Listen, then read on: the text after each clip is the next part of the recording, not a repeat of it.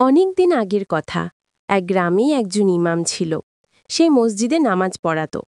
একদিন সে মসজিদে নামাজ পড়িয়ে বাড়িতে রওনা দিল।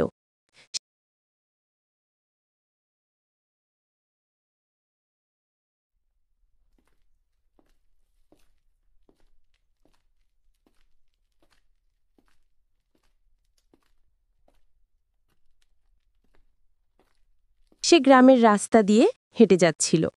যেতে যেতে সন্ধ্যা নেমে গেল। সে তাড়াতাড়ি হাঁটছিল।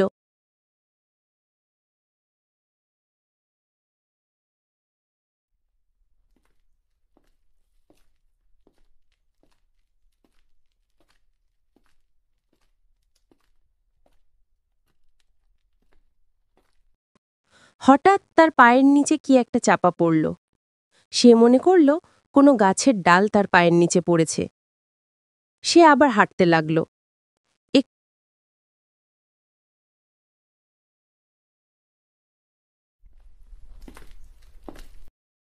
যেতেই একজন বৃদ্ধা তাকে ডাকল। তারপর ইমাম সাহেব, একটু এদিকে আসুন, এজনার জানাজার নামাজ পড়াতে হবে।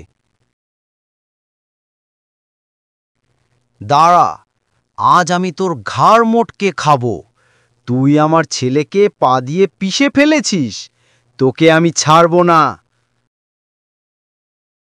আমাকে মারার আগে আমার একটা শেষ ইচ্ছা আছে। আমাকে কয়েকদিন সময় দাও। আমি আল্লাহর ইবাদত করতে চাই। আমার ইবাদত করা শেষ হয়ে গেলে আমি আবার এখানে আসব। যা, তোকে 1 সপ্তাহ সময় দিলাম। 1 সপ্তাহ পর এখানে আসবি, তখন আমি তোকে মারব।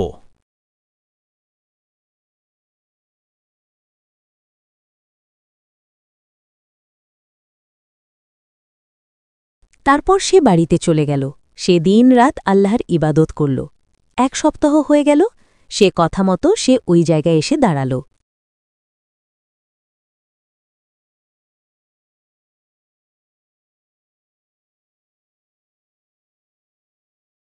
তোর মুখে হাসি কেন?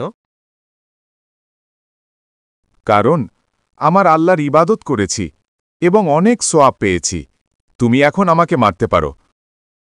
যা, তোকে ছেড়ে দিলাম। তোকে মেরে আমি শান্তি পাব না।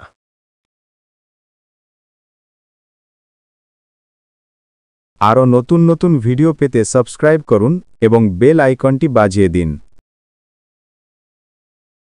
আপনিও ঈমানের পথে থাকুন এবং সকলকে ঈমানের পথে ডাকুন। দেখবেন আল্লাহ আপনার সকল মুসিবত এবং সকল অসুখ দূর করে দেবে। আল্লাহ হাফেজ।